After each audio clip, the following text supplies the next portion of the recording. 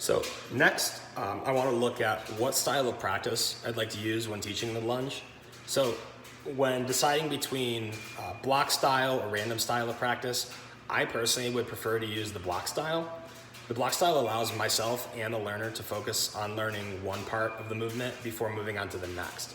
So as I mentioned before, we could start by introducing the set position of the lunge, working on keeping our base under our shoulders and keeping it steady, working on balance. Then we could move on to the actual lunge itself, mastering that, and then finalize the skill by implementing the final rest set. So you come out of your lunge and you want to come into a strong rest set. The block style also creates low contextual interference, which I think is well suited for this type of low stress skill. In order to distribute practice, we will practice the minor techniques over a few sessions before we move into the full lunge.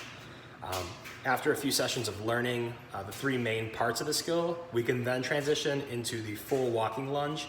And after a session or two of the full walking lunge, the full motion, we can consider adding weight to the lunge. And we'll see that later on in the video of how we can add weight and variability to a relatively simple exercise.